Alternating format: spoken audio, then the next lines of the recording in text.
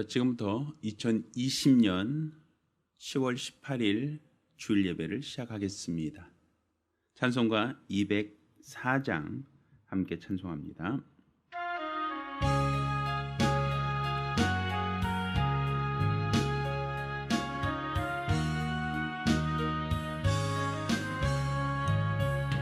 예수로 나의 구주 삼고 성령과 피로써 거듭나니 이 세상에서 내 영혼이 하늘의 영광 누리도다. 이것이 나의 간증이요 이것이 나의 찬송일세. 나 사는 동안 끊임없이 구주를 찬송하리로다. 온전히 주께 맡긴 내 영 사랑의 음성을 듣는 중에 천사들 왕래하는 것과 하늘의 영광 보리로다. 이것이 나의 간증이요 이것이 나의 찬송일세. 나 사는 동안 끊임없이 구주를 찬송하리로다. 주 안에 기쁨 누림으로 마음의 풍랑이 잔잔하니 세상과 나는 간 것 없고 구속한 주만 보이도다. 이것이 나의 간증이요 이것이 나의 찬송일세.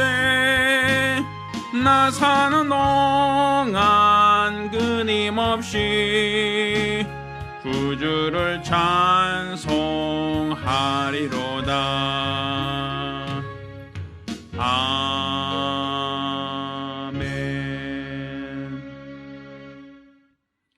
은혜로우신 아버지 하나님, 우리가 오늘 주 앞에 나와 예배를 드립니다. 이 예배를 받아주시고 이 예배 가운데 하나님의 임재와 역사가 있도록 도와주시옵소서. 우리 하나님의 신령한 은혜를 받은 자들, 이제 온전한 믿음으로 하나님께 우리 믿음을 상달시키는 시간 되게 도와주시사 신령과 진정으로 드려지는 이 예배 가운데 하나님의 임재와 역사가 있도록 도와주시옵소서. 이로써 우리 하나님의 크신 은혜와 성도의 믿음이 조화를 이루는 복된 예배가 될 수 있도록 도와주시옵소서. 살아계신 우리 주 예수의 이름으로 기원합니다. 아멘. 찬송가 404장 함께 찬송합니다.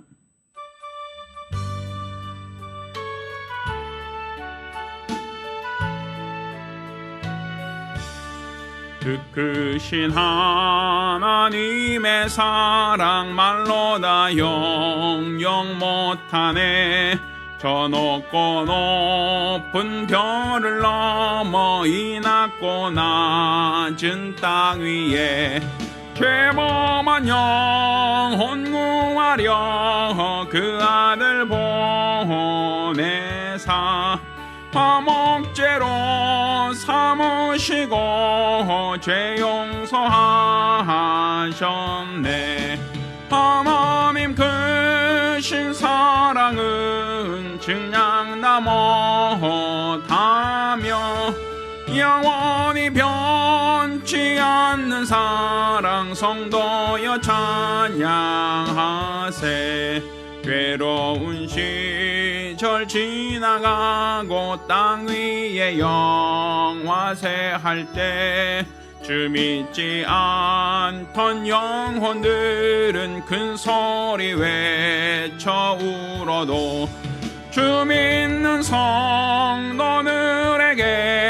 큰 사랑 베푸사 우리의 죄 사했으니 그 은혜 잊을까. 하나님 크신 사랑은 증량다 못하며 영원히 변치 않는 사랑 성도여 찬양하세. 하늘을 두루마리 삼고 바다를 먹물 삼아도 한없는 하나님의 사랑 다 기록할 수 없겠네. 하나님의 크신 사랑 그 어찌 다 하실까. 저 하늘 높이 쌓아도 채우지 못하리. 하나님 크신 사랑은 증량다 못하며 영원히 변치 않는 사랑 성도여 찬양하세.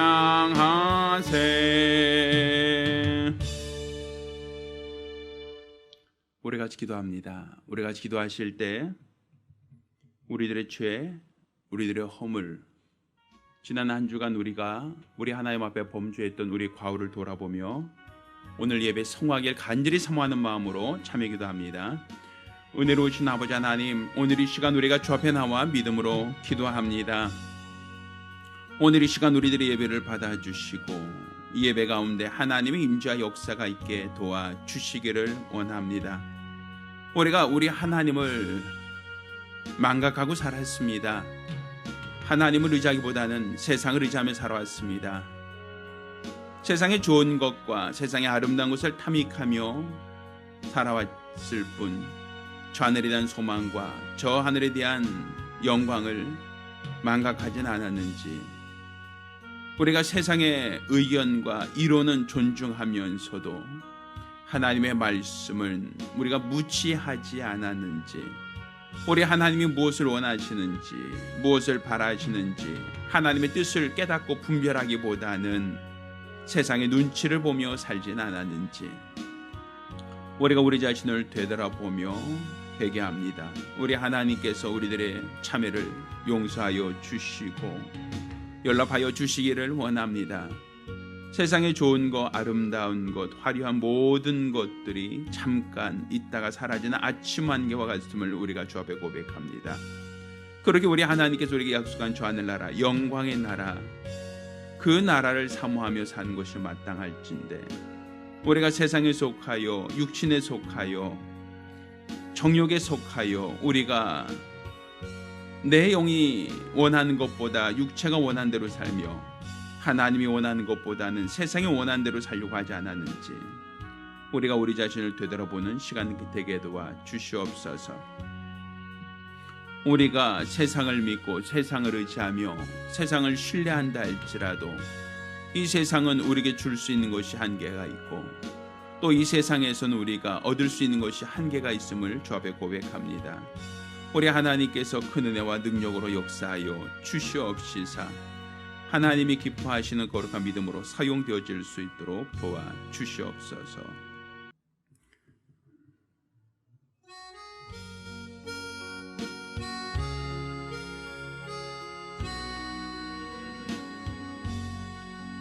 모든 영광을 하나님께,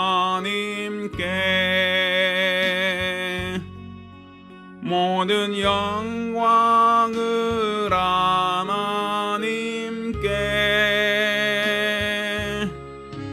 온 마음과 뜻 다해 주 사모합니다. 모든 영광을 하나님께, 하나님 찬양 받으소서.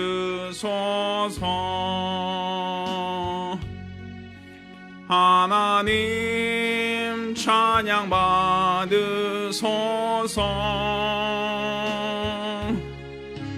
온 마음과 뜻 다해 주 찬양합니다. 하나님 찬양 받으소서. 아멘. 은혜로우신 아버지 하나님, 오늘 주 앞에 나올 때 공수로 나오지 않고 믿음으로 나와 예물 드린 모든 성도들을 기억하시고, 저들이 우리 하나님을 사랑함으로, 하나님을 경외함으로 하나님께 드린 이 모든 예물이 하나님께 상달되며 또 우리 하나님을 기뻐하는 참 예물이 될 수 있도록 도와 주시옵소서. 수입의 10분의 1 구별하여 예물 드린 자를 복 주시고, 매우 작전으로 월점 드린 손길을 복 주시며, 또 우리 하나님께 감사함으로 감사 예물 드린 자를 복 주시기를 원합니다. 또 우리 하나님 앞에 믿음으로 예물 드린 모든 자들에게 하나님이 큰 은혜를 더하세. 특별히 선교 예물 드린 자를 복 주시고, 이 물질 쓰여지는 곳에 더 많은 영혼들이 구령되게 하여 주시옵소서.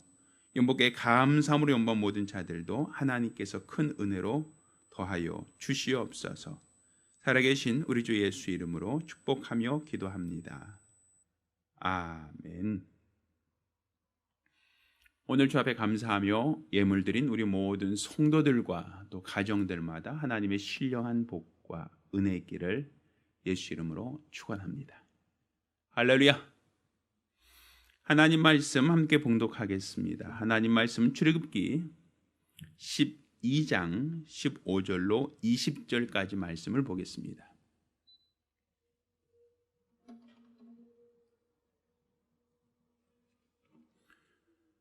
오늘 함께 봉독하실 하나님 말씀 출애굽기 12장 15절로 20절까지 말씀을 봉독하겠습니다.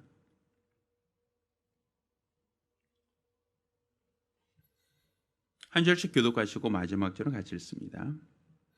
너희는 7일 동안 무교병을 먹을지니 그 첫날에 누룩을 너희 집에서 제하라.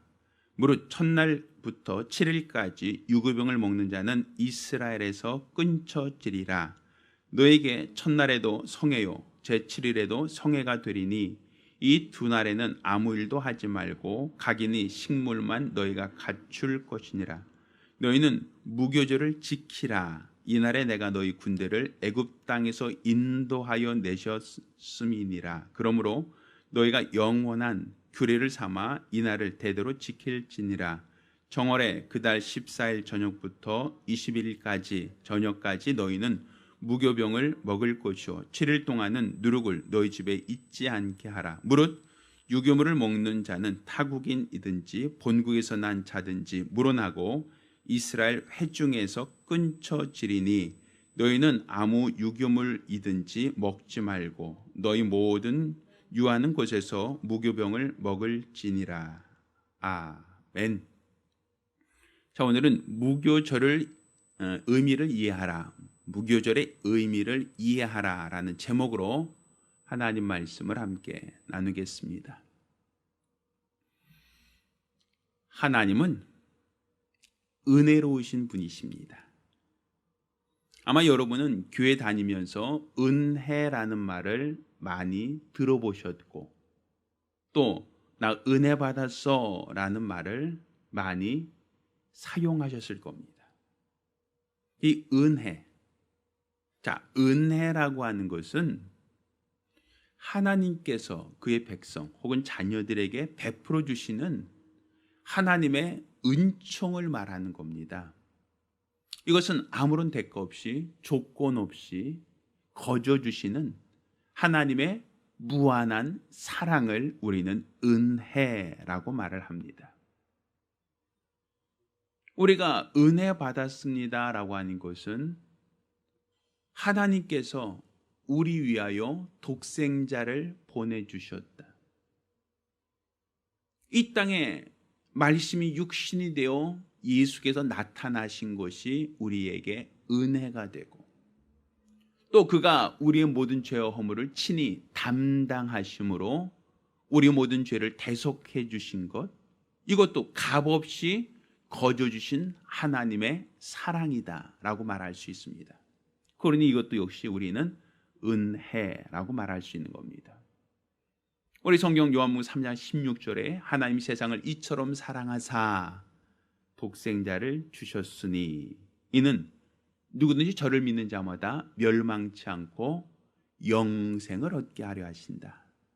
바로 하나님이 세상을 사랑하셔서 독생자를 주셨고, 그의 희생으로 말미암아 우리에게 구원의 역사를 이루신 것, 대속의 역사를 이루신 것, 이것은 우리가 노력하여 얻은 것이 아니고 거저 얻은 것이니 이것을 우리는 은혜라고 말하는 겁니다. 그러니까 지금 우리가 믿는 이 신앙은 은혜의 종교, 값없이 거저 받은 은혜의 신앙이다라고 말하는 겁니다. 반면 세상 종교는 은혜가 없습니다. 세상 종교는 치성이면 감천, 내가 무엇인가 치성을 드려야만 하늘이 감동한다는 거예요. 그래서 내가 며칠간 금식했습니다. 내가 결혼도 하지 않고 산속 음자에 들어가서 평생을 수절했습니다. 내가 평생 고기를 먹지 않았습니다. 내가 무엇인가 금욕적으로 살아야 하고, 내가 무엇인가 노력하고 애쓰고 수고하여야 그것을 하늘이 감동한다라고 얘기를 합니다. 그러니 세상 종교에는 구원받을 자가 많지 않다는 거예요. 노력하고 수고하고 자기의 정욕을 억제하고 극복하기 위하여 부단히 노력하지만 한계가 있다라는 거죠. 지금 우리가 갖고 있는 신앙이 세상 종교와 극명하게 다르다라고 얘기하는 것은 바로 여기 있는 겁니다. 우리는 은혜 위에 신앙생활한다. 대가 없이 거저 주시는 하나님의 은총과 사랑에 기초하여 우리가 믿음 생활하는 것이요, 세상은 내가 수고하고 내가 노력하고 내가 헌신하고 내가 구도자의 삶을 산 그 공로를 가지고 하늘이 인정한다, 하늘의 감동을 받는다라고 하니 그 차이가 극명하죠. 그러니 세상 종교에서는 마치 바늘귀입니다. 내 정욕을 이기기 위해서 애쓰고 내가 다른 모든 사람보다 더 뛰어나게 하늘을 감동시킬 만큼의 노력을 하지 않고서는 하늘이 감동하지 않아요. 감천이 안 된다는 얘기죠. 그래서 우리는 누구든지 믿기만 하면 구원을 받는다라고 했으니 우리는 은혜에 기초하여 신앙생활을 한다라는 것입니다. 그러니 우리가 세상 사람들이 눈으로 볼 때는 우리 그리스도인들은 거저 먹는 거예요. 별다른 노력도 하지 않고 별다른 희생도 하지 않고 별다른 어떤 헌신도 하지 않고 구원받았다, 나 천국 간다라고 말을 하니, 예수님의 옆에 있던 강도조차도 오늘 내가 나와 함께 낙원에가 있으리라 이런 말씀을 하시니 세상에서 봤을 때는 이해하기 어려운 거죠. 평생을 구도자의 삶을 살고 평생을 헌신하고 평생을 수고하고 평생을 노력한 사람들, 그 사람들을 성직자로 생각하고 그 사람들은 무엇인가 더 좋은 데 갈 것처럼 그렇게 여기는 게 정상적인 생각이죠. 우리처럼 아무것도 안 하고 나는 은혜로 구원받았습니다, 나는 은혜로 천국 갑니다라고 하니 세상 사람들은 기독교인들이 천국 갈 것 같으면 세상에서 나쁜 놈들, 더러운 놈들 다 천국 가면 천국은 10,000원이 될 것이다 이렇게까지 얘기하죠. 그들은 은혜를 모르기 때문입니다. 내가 힘쓰고 애써서 천국 가는 게 아니라, 내가 노력하여 구원을 받는 게 아니라 이 모든 것이 하나님이 거저 주신 은혜라고 말할 수 있는 겁니다. 그러니까 우리가 이제 단순히 생각해 보세요. 자녀가 태어나면요, 부모님은 그 자녀에게 먹을 것, 입을 곳 제공하고 잠잘 곳 제공하고 아이가 평생 자라면서 가르치고 공부하고 아이를 위해서 모든 희생과 헌신을 다합니다. 아이가 잘나서가 아니에요. 열심히 해서가 아니에요. 내 자식이니까 거저받는 거예요. 먹는 것도 입는 것도 마시는 것도 사는 것도 배우는 것도 다 거저받습니다. 그런데 생파 모르는 사람들은 지나간 사람들에게 구걸을 하죠. 구걸하는 사람은 지나간 사람들에게 은혜를 구하는 게 아니에요. 내가 노력하는 거죠. 내가 애쓰는 거죠. 내가 수고하는 거죠. 직장에서 일하는 사람들도 은혜로 직장 다니는 게 아니에요. 내가 근무하고 내가 실적을 올려야 되고 내가 열심히 해야 그 사람은 월급을 받을 수 있으니까. 내가 노력한 만큼 받아가는 거죠. 그건 은혜라 말하지 않습니다. 그러니까 우리의 신앙은 하나님과 우리의 관계가 하나님을 아버지라 부르는 하나님이 택한 족속이기에 우리는 은혜로서 구원받는다. 은혜로서 하나님의 자녀된 권세를 가질 수 있다라고 말할 수 있는 겁니다. 이 유월절은 바로 하나님께서 이스라엘 백성에게 베풀어 주신 은혜라고 말할 수 있습니다. 왜? 애굽에서 그들이 독립운동을 해서 하나님이 독립운동을 하고 있는 이스라엘 백성을 지지해 준 얘기가 아닙니다. 이스라엘 백성이 애굽 군대와 맞서서 싸우겠다라고 하여 싸울 때 하나님이 이스라엘 편을 들어주신 얘기가 아니에요. 이스라엘 백성은 종살이하면서도 아무런 저항을 하지 못할 만큼 아주 무기력한 상태로 고난을 당하고 있었죠. 아들이 태어나도 바로왕의 명령에 따라서 다 죽을 수밖에 없는, 내 아들을 잡아 죽이는데도 불구하고 항거하거나 대항하지 못하고 따를 수밖에 없는 무능하고 무기력한 자들이었단 말입니다. 그런데 하나님께서는 그 백성들을 애굽에서 이끌어 주셨어요. 어떤 방법으로? 하나님이 애굽에 10가지 재앙을 내리고 그 가운데서 이스라엘 백성을 구별하여 주셨단 말입니다. 그러니 장자가 다 죽는 이 그 10번째 재앙에서도 하나님이 택한 자들의 가정에는 재앙이 임하지 않았어요. 애굽 온 가정이 초태생을 잃고 슬퍼할 때도 이스라엘 백성의 가정은 생명을 보존할 수 있었죠. 이게 바로 은혜입니다. 은혜로 살았다는 거예요. 내가 노력하고 내가 애쓰고 내가 수고해서 사는 게 아니라 하나님의 말씀에 순종하는 자들에게 하나님은 은혜를 더하여 주셨다. 그래서 우리는 유월절을 하나님이 은혜로 택한 백성, 은혜로 그들을 지켜주셨다라고 볼 수 있는 겁니다. 그런데 이 유월절, 아비벌 14일에 있었던 이 유월절 사건이 지나고 하나님께서는 그 다음 날, 유월절 그 다음 날부터 7일 동안 무교절을 지켜라라고 하는 계명을 주셨단 말이에요. 이 무교절이라고 하는 것은 누룩을 넣지 않은 떡을 먹는 기간입니다. 이 누룩을 넣지 않고 떡을 먹어라. 그것도 7일 동안 누룩을 제하여 버리고 그 떡을 먹어야 된다라고 말하는 거예요. 왜 하나님께서는 유월절 사건, 문설주인방에 피를 바른 가정, 곧 하나님 말씀에 순종하여 양을 대신 희생한 가정들은 사망에 넘어갔다. 곧 유월절 양으로 오실 예수 그리스도 안에서 우리를 구원하시겠다는 하나님의 약속을 그들에게 보여주셨는데 왜 그들에게 7일간 무교병을 먹는 절기를 두셨고 이것을 매년 반복적으로 유월절을 기념하며 유월절 하나님의 은혜를 기억한 자들은 7일간 반드시 무교절을 지키라라고 명령하셨단 말이에요. 그래서 만약 너희가 무교절을 지키지 않는 자는 이스라엘 회중에서 끊어질 것이다. 내가 내 백성으로 보지 않겠다라고 얘기까지해요. 그래서 나중에는 이 유월절과 무교절이 합쳐집니다. 왜? 같은 날. 유월절 끝나자마자 그 다음 날부터 무교절이 7일간 이어지니까 사실 유월절이 무교절이 시작점이 되는 그런 날이 되죠. 그러면 왜 6월절은 분명 하나님의 은혜로 말미암아 초태생이 죽지 않고 살아난 날, 그들이 애굽에서 독립하게 된 날을 기념하는 그 절기인데 왜 하나님은 7일간 무교병을 먹는 절기를 두셨는가?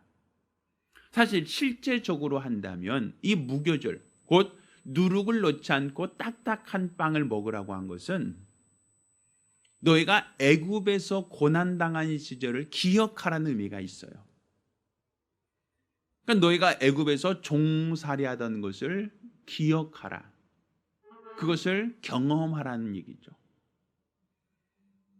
자, 왜 우리가 구원받았으면 나 구원받았습니다, 나 이제 자유 얻었습니다, 할렐루야 하고 미래를 지향적으로 나가야 되는데 왜 하나님은 과거 애굽에서 너희가 종되었을 때 너희가 딱딱한 식물을 먹던 그때를 기억하라고 하나님이 무교절을 두셨느냐라는 거예요. 우리 예전에 신채호 선생이 이런 말 했죠. 역사를 잃은 민족에겐 미래가 없다라는 말이 있었죠. 이 얘기는 그냥 단지 과거 얘기, 오래된 얘기, 옛날 얘기를 기억하자는 게 아니에요. 그걸 기억하는 자만이 미래가 있다는 거죠. 그러니까 많은 사람들은 은혜 받았다라는 것이 내가 노력하거나 내가 애쓰거나 내가 수고하여 얻은 게 아니라 은혜로 거저받았단 말입니다. 그러니까 거저받았다는 것을 가치가 없다라는 생각을 해요. 은혜로 받았습니다라고 하면 거저받았으니까, 나는 공짜로 받았으니까, 대가 없이 받았으니까 이것이 싼 것처럼 생각하지만 이건 싼 게 아니에요. 가치가 없는 게 아니에요. 너무 가치가 커서 내가 그 대가를 지불할 만큼의 능력이 없다라는 것이겠죠. 만약 여러분이 지금 숨을 쉬면서 호흡하면서 공기에 대해서 세금을 내십니까? 내가 만약에 숨 쉬는 것을 가지고 세금을 부과한다라고 한다면 세상 사람들 그 누구도 나 그럼 세금 내기 싫어서 숨 안 쉬겠습니다, 이렇게 얘기할 수 있겠습니까? 우린 매일 해가 뜨는 것을 보고 있어요. 그런데 해가 떠서 농작물이 자라죠. 그러면 농사 짓는 모든 사람에게 자, 해가 뜬 태양값을 내십시오, 세금 내세요라고 하면 농사 짓는 사람이 해 뜨는 거, 나 우리 동네 해 안 떠도 괜찮습니다, 난 세금 안 내겠습니다라고 할 수 있겠어요? 아마 어떤 농사 짓는 사람도 해가 뜨는 것에 대해서 세금 내지 않아요. 그렇지만 맞으면 해가 뜨지 않는다면 농사는 지을 수 없죠. 우리가 숨 쉬는 것을 하지 말라라고 하면 우리 살 수가 없잖아요. 그러니까 너무 귀하고 너무 가치 있어요. 그렇지만 너무 귀하고 소중하기 때문에 거저주는 거예요. 왜? 내가 어떤 것으로도 대가를 지불할 수가 없으니까. 은혜라는 것은 내가 지불할 능력이 없으니까, 내가 갚을 능력이 없으니까 거저주시는 거예요. 그러니까 하나님께서 이스라엘 백성을 종되었던 애굽에서 이끌어내셨다, 그들을 살리셨다, 그들은 은혜로서 초태생이 죽지 않은 은혜를 받은 것이고, 또 지금까지 400년 이상 종살이던 땅에서 벗어나게 됐다, 자유 얻었다, 내 노력하지 않고 하나님의 은혜와 능력으로 자유를 얻었다라고 하는 이 큰 기쁨이 있지만, 그들에게 너희가 이 큰 은혜를 기억하려면 뭘 기억하라는 거예요? 과거 너희가 애굽에서 종살이했다는 것을 기억하라는 거예요. 그걸 기억하지 못하면 은혜라는 것을 가치 없게 생각하니까. 우리가 은혜 받았다라고 하는 것을 기억하기 위해서 내가 어디서부터 구원받았다라는 걸 기억해야 되는 거거든요. 내가 어디에서부터 하나님의 은혜로 구원받았다는 걸 기억하는 자만이 은혜를 크게 여겨요. 은혜를 감사할 수 있어요. 은혜를 기뻐할 수 있는 거예요. 내가 구원받은 경험이 없는 사람은 그걸 모르죠. 간혹 저희 아버님과 제가 말다툼할 때가 있어요. 그 중에 하나는 우리 아버님께서 이제 북한에 대한 부분에 굉장히 북한과의 관계를 굉장히 부정적으로 보는 게 있어요. 그러고 하신 말씀이 너 6.25 경험해 봤니? 이런 얘기를 하시죠. 북한이 얼마나 악랄하고 북한이 얼마나 나쁜 놈들인지 모른다라고 북한을 경험해 보신 분들이 어떤 얘기를 하셔요. 물론 저는 전후 세대입니다. 6.25 경험 못했으니까 전쟁이라는 그 아픈 경험을 해보지 않았죠. 그러니까 나는 전쟁이라는 것을 영화나 아니면 어떤 드라마를 통해서는 잠깐 봤을지언정 전쟁터에서 난 전쟁을 경험해 본 적은 없어요. 그러다 보니까 난 전쟁의 참혹, 전쟁의 어떤 참극에 대한 기억이 없죠. 그러니 저는 북한하고도 좀 잘 지냈으면 좋겠어 이런 생각을 해요. 근데 북한의 어떤 가족을 잃은 사람, 북한의 어떤 공산군에 의해서 사랑하는 사람을 잃어버린 사람들은 북한에 대해서 긍정적인 생각 같지 않죠. 그들은 나쁜 놈, 그들은 악랄한 놈 이렇게 생각할 수밖에 없겠죠. 물론 충분히 이해가 돼요. 네, 이 과거를 기억하기 때문에 과거를 기억한 사람들은 현재의 그 과거를 근거로 해서 생각한단 말이에요. 근데 6월절 이 사건을 하나님이 대대로 기억하라고 할 때 무교절을 왜 거기다 끼워 넣어주느냐 이거예요. 우리 백성이 해방됐습니다. 할렐루야. 우리 8.15 있죠? 8.15가 뭐예요? 일본으로부터 우리가 독립한 날이죠. 그렇죠? 그래서 우리는 대한독립 만세하고 8.15 기념행사 하잖아요. 근데 일제시대 때 정신대로 혹은 근로자로서 고생당한 사람들은 일본으로부터 해방됐다는 것에는 큰 기쁨과 감격이 있어요. 그런데 우리는 8.15라고 생각하면 뭐가 생각나죠? 일본으로부터 해방했다, 독립했다는 그 생각보다 뭐가 생각나죠? 우리는 하루 노는 날, 하루 쉬는 날, 어떤 생각이 더 빠르잖아요. 옛날 일본으로부터 벗어났다, 일본 나쁜 놈들로부터 우리가 벗어났다는 그 생각도 물론 하겠지만 우리 전후 세대에 있는 사람들은 오늘 학교 안 가는 날, 오늘은 직장 안 가는 날, 하루 휴가 가는 날, 이 정도 생각으로 끝난 경우도 많단 말이죠. 그러니까 사실은 8.15 끝난 다음에 일본에서 있었던 그 수탈의 역사를 그들이 경험을 할 수 있는 그런 기회가 없잖아요. 하나님은 6월절 다음 날부터 7일간 무교절을 둬서 후대 사람들에게 계속 누룩을 넣지 않은 떡을 먹게 하는 거예요. 먹어라. 맛없어요. 딱딱해요. 너희 조상이 이렇게 딱딱한 걸 먹었다. 너희 조상들이 이렇게 맛없는 걸 먹었다. 너희 조상들이 애굽에서 종되었단다. 하나님의 은혜로 우리가 자유를 얻은 것이다. 이 무교절을 지키라는 거예요. 너희가 애굽에서 종되었던 그때를 기억하라는 거예요. 그래야만 그것을 기억하는 자만이 하나님의 은혜가 얼마나 값진 은혜였다는 것을 깨달을 수 있기 때문이죠. 또 하나님께서 무교절을 지키라고 하신 것은 그들이 애굽에서 나올 때 빵을 구워놓고 7일간 그들이 애굽에서 나와서 광야로 나가는 길에 먹을 음식이 있죠. 그 먹을 음식을 싸갖고 와야 돼요. 지나가다가 맥도날드 들어가서 햄버거 사 먹고 가다가 저 CU 들어가서 삼각김밥 사 먹고 이렇게 안 되잖아요. 그러니 그들이 먹을 음식들을 싸갖고 나와야 되는데, 그런데 빵을 부풀기까지 기다리다가 숙성시켜서 가지고 나올 시간이 없다는 거예요. 그냥 밀가루 반죽해서 대충 구워놨으면 바로 갖고 나오라는 거예요. 숙성할 때까지 오랫동안 기다리지 말고 급히 나오라는 거예요. 그러니까 6월절이 딱 끝나자마자 날이 밝으면 애굽에서 탈출하는 거예요. 급히 나오라는 거예요. 그러니까 무교병을 준비하라, 무교병을 먹이라, 7일간 먹으라는 것은 그들이 애굽에서 나와서 7일간 애굽에서 도망치는 그 여정 속에서 뭘 먹었다는 거예요? 누룩을 구워서 이렇게 반죽해 놓고 이것이 구울 때까지 기다릴 수가 없었다는 거예요. 그들이 밀가루를 갖고 나오고 뭘 갖고 나왔다 할지라도 애굽에서 빨리 도망가야 되는데, 애굽에 빨리 탈출해야 되는데, 빵을 언제 이렇게 오븐에 올려놓고서는 몇 시간 동안 이걸 숙성시킬 시간이 어딨냐는 거예요. 그러니 애굽에서 나온 사람들은 애굽에서 나와서 그들이 애굽 땅, 곧 홍해를 벗어나기까지 딱딱한 떡을 먹었거든요. 무교병을 먹었다는 거예요. 급히 먹었다는, 급히 만들어서. 그러니 너희 구원의 역사는 천천히가 아니라 급히 이루어진다는 거죠.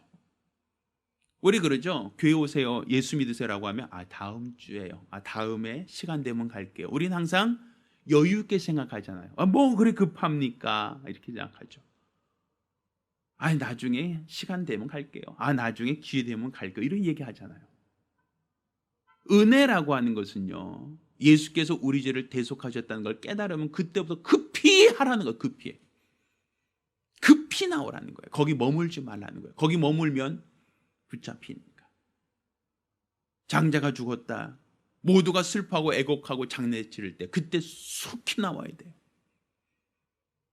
그러니 그때 오면서 소풍 다니듯이 그냥 빵 맛있게 따뜻하게 반죽해서 그거 부풀 때 가지고 숙성시켜서 그렇게 먹을 시간 없다는 거예요. 반죽해서 그냥 적당히 익으면 그냥 딱딱한 거 먹으면서 빨리 애굽을 벗어나야 된다. 구원의 역사라는 것은 속히 이루어져야 된다는 거예요. 어물쩡 애굽에 머물러 있고 거기서 오래오래 기다리고 있을 수는 없다는 것이죠. 왜? 애굽에서는 반드시 어떻게 하니까 붙잡으러 오잖아요. 쫓아오잖아요. 그러니 거기서 조금씩 지치하다가는 붙잡혀버린단 말이에요. 그러니까 너희가 은혜를 받았으면 그 은혜를 잃어버리지 않도록 속히 행동해라는 거예요. 너희가 은혜 받았으면 뭐하라? 속히 행동하라는 거죠. 속히 구원을 이루라는 거예요. 그러니 6월절 그 다음 날부터 7일간 무교절을 먹는 것이 우리가 애굽에서 종살이했다, 이렇게 고난된 삶이었다. 그렇지만 우리가 하나님의 은혜로 구원받고 나서 우리는 어떻게 했다? 속히 빠져나왔다. 우리 애굽에 우리 집이 있었는데요, 애굽에 우리 짐이 있었는데, 애굽에 뭐가 있었는데요, 그거 염두에 두지 않는다는 거죠. 속히 이루어져야 된다는 거예요. 속히 빠져나와야 된다. 그러니까 우리가 이제 6월절이라고 하는 것이 하나님의 은혜, 하나님의 긍휼, 하나님의 은총이다라고 얘기한다면, 무교절이라는 것은 바로 하나님의 은혜를 받은 자들, 하나님의 은혜를 받은 자들이 어떻게 할 것인가라는 것이죠.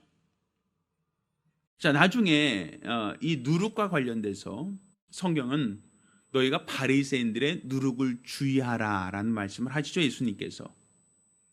이 바리새인의 누룩을 주의하라는 것은, 이 누룩이라는 것이 결국 뭐가 되는 거예요? 밀가루에 넣어서 빵을 부풀게 하는 게 누룩이잖아요. 그렇죠?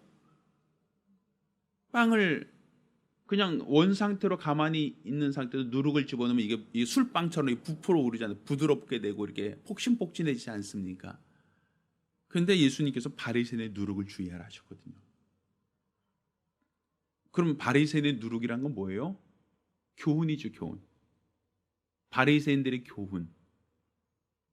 그건 하나님 말씀이 아닌 세상 이론, 세상 교훈이 누룩이 될 수 있어요. 죄악이죠, 죄악. 그러니까 아담이 타락이 뭐였어요?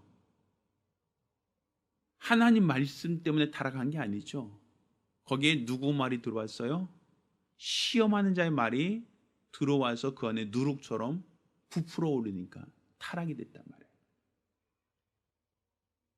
그러니까 이 타락이라는 것은 원수의 생각이 우리 안에 들어왔을 때 그것이 우리를 부풀게 만든 거예요. 우리가 하나님처럼 될 수 있다고, 이렇게 마치 빵이, 내 상태는 원래는 피조물인데 원수의 말을 딱 듣는 그 순간에 내가 눈이 밝아 하나님처럼 된다고 막 땅이 어떻게 됐어요? 부풀어 올라 버렸잖아요. 이게 타락이란 말이에요.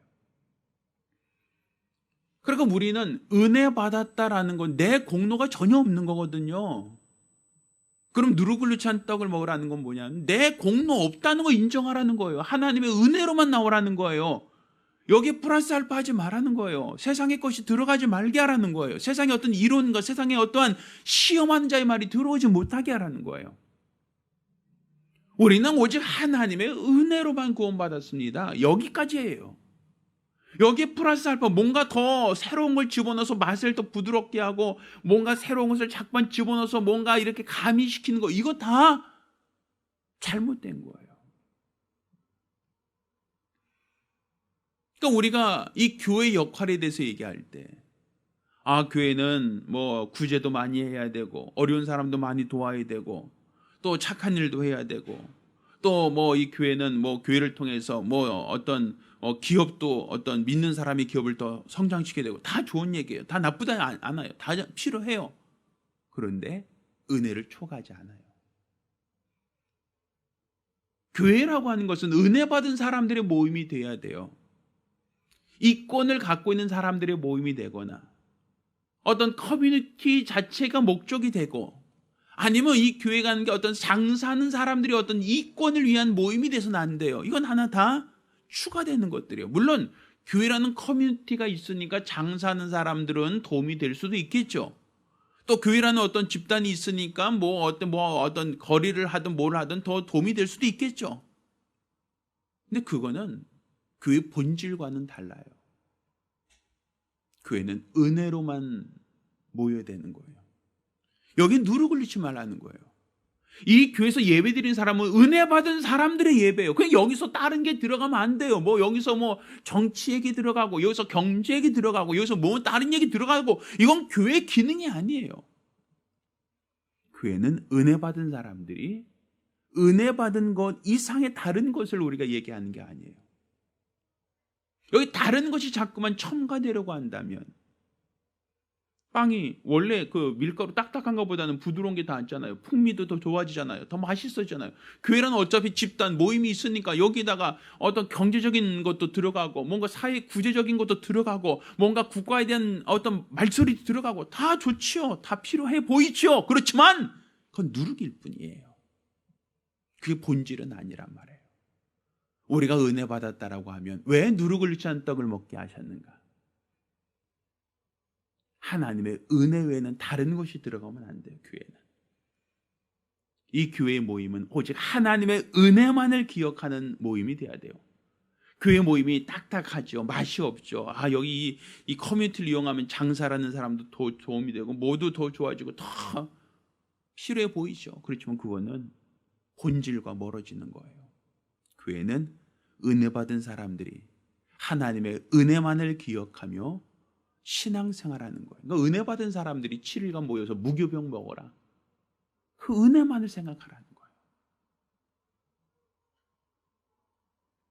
바로 이 무교병은 예수 그리스도에 대한 모형입니다.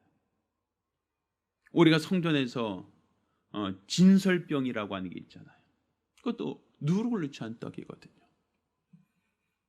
예수님께서 말씀하셨죠. 내 살을 받아 먹어라. 내 피를 받아 마셔라. 성만찬이죠. 예수님께서 자기 몸을 떼어서 주셨어요. 이는 내 몸이니 너희가 먹어라. 자, 예수님의 육체를 떼어서 우리에게 먹을 것을 주셨어. 근데 예수님의 몸 자체가 누룩을 넣지 않은 떡이란 말이에요. 예수님의 공생에는 얼마나 무덤덤하고 얼마나 흠말 많은 것이 없으셨습니까? 딱딱하죠. 그가 착한 일을 많이 하셨고 어려운 사람을 도와주셨고 병든 자를 고쳐주셨으며 천국 복음을 전파하지 않으셨습니까? 그렇지만 예수님께서는 그가 병 고치는 권세를 이용하여 부자가 되고자 하시거나 또 물 위를 걷거나 아니면 물고기를 어떤 많이 잡을 수 있는 그 능력을 가지고 돈벌이 하지 않으셨어요. 하나님이 주신 그 능력으로 자기 자신을 치부하는 데 쓰지 않으셨어요. 자신은 굉장히 가난하셨고 예수님은 이 땅에서 굉장히 고난된 삶을 사셨죠. 그게 무교병과 같은 삶이에요. 너희가 내 몸을 먹어라. 무교병을 먹으라는 거예요. 이것을 주님 오실 때까지 기념하라. 그럼 우리는 그의 몸을 먹고 그의 몸이 내 안에 들어오는 거예요. 그러니까 무교병 같은 삶을 살라는 거예요. 오직 하나님의 은혜로만 살라는 거예요. 은혜로 구원받았다는 그것만 갖고 사는 거예요. 이 땅의 삶이 가난하고 이 땅의 삶이 척박하고 이 땅의 삶이 고달프다 할지라도 우리는 은혜 받은 자로서 그 은혜를 망각하지 않고 사는 것. 이게 바로 하나님이 원하셨던 무교절이고 하나님이 이스라엘 백성에게 지키라고 명하셨던 이 무교절입니다. 저는 우리가 은혜 받았습니다라고 하는 사람들이 은혜 받았다라는 것으로만 끝날 뿐, 은혜 받았으니까 복 받으세요라고, 은혜 받았으니까 복 받으세요라고 하는 뭔가 부풀리려고 하는 누룩을 자꾸만 기대를 해요. 그래서 교회 다니면 복 받습니다 이런 얘기. 물론 하나님께서 믿는 자에게 복을 주시죠. 땅의 기름진 복과 하늘의 신령한 복으로 복 주시죠. 그렇지만 복을 받기 위해서 은혜를 받았다는 기복신앙에 대해서는 안 돼요. 뭔가 우리의 신앙이 은혜 받은 자, 6월절에 예수의 대속하심으로 죄에서 용서받고 죄 가운데 모든 종으로부터 자유를 얻었다라고 한다면 왜 하나님이 그날부터 왜 7일간 무교절을 지켜라, 무교병을 먹으라고 하셨는가? 너희가 죄악 때 구원받은 것을 끝까지 기억하라는 것이고, 너희 안에 탐심이 들어오거나 욕심이 들어오지 않도록 너희가 누룩을 주의하라는 겁니다. 이 구원의 역사는 속히 이루어질 것이니 너희가 지체하지 말고 은혜를 받았으면 주님을 따라오라는 겁니다. 세상 많은 사람들이 가는 길은 넓고 크고 가는 사람이 많다라고 합니다. 그렇죠. 우리 주님이 앞서가신 길은 좁고 협착하여 찾는 이가 많지 않다라고 말씀하셨어요. 왜? 무교본과 같은 길이기 때문에 그렇습니다. 모두가 딱딱한 음식보다는 부드러운 음식을 좋아하고 몸이 건조한 맛없는 빵보다는 맛있는 빵을 더 좋아하지 않겠습니까? 모두가 그렇게 부풀린 빵, 풍미 좋은 빵을 찾을 때 우리 주님이 앞서가신 그 골고다 길은 무교본과 같은 딱딱하고 맛이 없는 그런 빵의 길이었습니다. 따로 우리가 그 떡을 먹고 우리가 그 몸이 우리 안에 연합되어진 자는 우리도 나가서 흩어진 떡이 되어야 된다라고 말하지 않습니까? 우리도 무교음과 같은 인생, 우리 주님이 앞서가신 길을 따르는 무교본과 같은 삶, 그가 바로 죄에서 자유를 얻은 자의 삶이요 하나님의 백성으로 은혜 받은 자의 막당한 삶이다라는 것을 기억하시기를 예수 이름으로 축원합니다.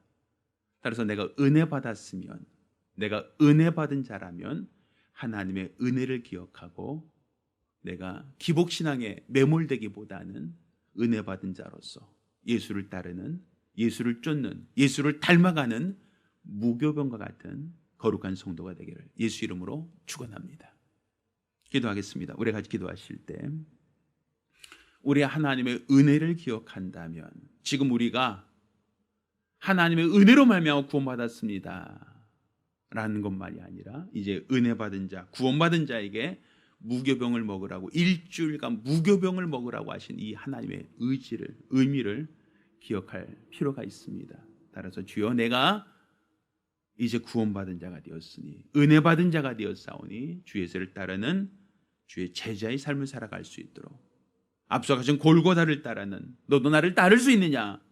자기를 부인하고 제 십자가를 지고 나를 쫓을 것이니라. 바로 무교음과 같은 인생을 살아가는 주의 제자가 될 수 있게 해달라고 간절히 사모하며 한 목소리로 기도합니다. 은혜로우신 아버지 하나님, 우리 하나님께서 우리를 사랑하심을 참으로 감사드립니다. 우리가 하나님의 은혜 받은 것은 내 노력으로 말미암은 것도, 내 수고와 내 열심으로 말미암은 것이 아니라 하나님이 거저 주신 선물이라는 걸 깨달아 알게 도와 주시옵소서. 이처럼 우리 하나님께서 우리에게 독생자를 보내사 예수 안에서 우리를 죄에서 구속하시고 우리에게 영생을 얻게 하여 주셨사오니, 이와 같이 우리 하나님의 은혜로 말미암아 구원받은 자들, 하나님의 은혜로 말미암아 구속받은 자들, 어린 양의 피로써 속함을 받은 우리들은 이제 그날부터 시작하여 7일간 무교절을 지키게 하여 주시옵소서. 이 무교절을 지킨다는 것은 우리가 과거에 종 되었던 삶, 우리가 과거에 죄인 되었던 삶을 망각하지 말라는 것, 이것을 깨닫게 도와주시옵소서. 우리가 은혜를 받은 것은 내 노력으로, 내 열심으로, 내 수고로 얻은 것이 아니라 하나님께서 값없이 주신 선물인데, 그 전에 우리가 죄인이었고 우리가 회방자였고 우리가 포행자였던 어리석은 죄 가운데 있었던, 멸망할 수밖에 없는, 그러한 형벌을 받을 수밖에 없는 그런 존재였던 것을 우리가 깨달아 알게 도와 주시고, 우리 하나님이 우리를 구원하시는 것이 얼마나 큰 은혜요, 얼마나 큰 소문인지를 깨달아 알게 도와 주시옵소서. 또 우리 하나님께서 우리에게 무교병 먹으라는 것은 우리에게 속히 나오라, 지체하지 말고 속히 나오라 라고 말씀하셨사오니, 우리 구원의 기회는 문이 열려 있을 때 그 문으로 들어가지 않으면 언젠가 그 문이 닫히고 나면 다시는 들어가고 싶어도 들어갈 수 없다는 걸 깨닫게 도와 주시옵시사. 우리에게 구원의 문이 열려 있을 때, 우리에게 은혜의 문이 열려 있을 때 속히 지체하지 말고 속히 나오게 도와 주시옵소서. 또 우리가 속히 나온 이후에도 우리가 은혜 받은 자라면 무교병을 먹으라고 7일간 말씀하신 것이, 너희 안에 다른 죄가 너희를 타락시키지 못하도록, 다른 너희를 유혹한 자들의 말이 너희를 실족시키지 못하게 하라고 우리에게 말씀하여 주셨사오니, 우리가 구원받았다고 하여 이것으로 끝나고 이것으로 완료된 것이 아니라 우리 주님 나라에 들어갈 때까지 무교병을 먹으라고 하신 것은 너를 시험하고 너희를 유혹하고 너희를 꾀는 자가 있으니 너희가 그들의 말을 속지 말고 너희가 그들의 말을 분별하라고 우리에게 무교병을 먹으라는 것을 깨닫게 도와 주시옵소서. 결국 이 무교병이라는 것은 예수 그리스도에 대한 모형이요, 예수 그리스도 살아셨던 공생에 대한 모형이라는 걸 깨닫게 도와 주시옵시사.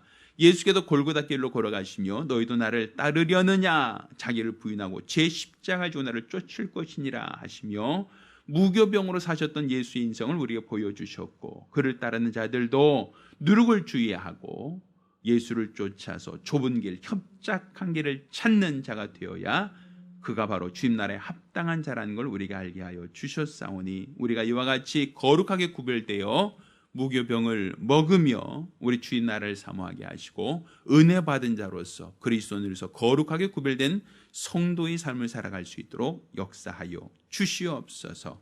살아계신 우리 주 예수 이름으로 기도드렸습니다. 아멘. 할렐루야, 할렐루야. 여러분 모두가 무교절의 의미를 잘 기억하고 우리 하나님의 은혜를 받은 자라면 하나님의 은혜 받은 자로서 거룩하게 구별된 성도의 삶을 살기를 예수 이름으로 부탁드립니다. 자, 모두 일어나서 함께 찬송합니다.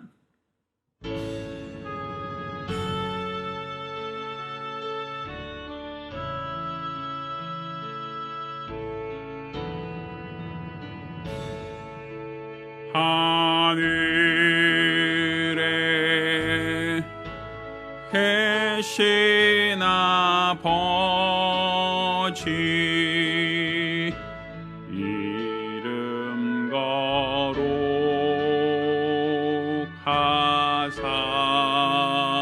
거룩하사 주님 나라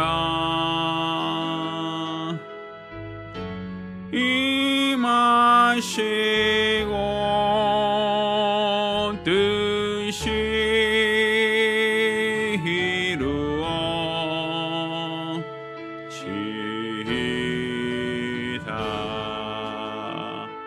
일용할 양식 주시고 우리들의 큰 죄 다 용서하옵시고 또 시험에 들게 마시고 악에서 구원하소서. 우리 주의 나라 주의 권세 주의 영광 영원히 아멘.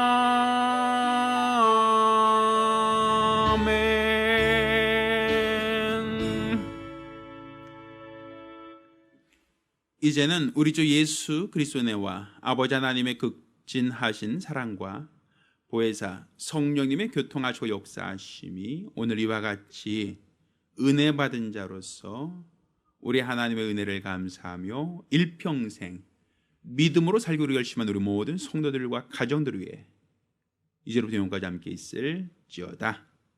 아멘.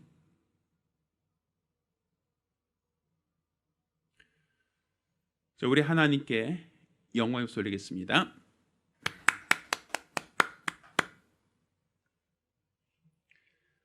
몇 가지 알림사항 전달하겠습니다. 지난주부터 이제 코로나 2단계에서 코로나19 1단계로 이제 경계치가 하향됐습니다. 그래서 이제 교회 예배도 비대면 예배가 아니라 이제 대면 예배가 일부 허용이 되었습니다. 물론 방역 지침을 지킨다라는 전제 하에서 드려지는 대면 예배가 되겠습니다. 그래서 저희가 다음 주일부터 이제 새벽 기도회와 주중 모임 그리고 저희가 예배들을 정상적으로 예전처럼 다시금 회복하려고 합니다.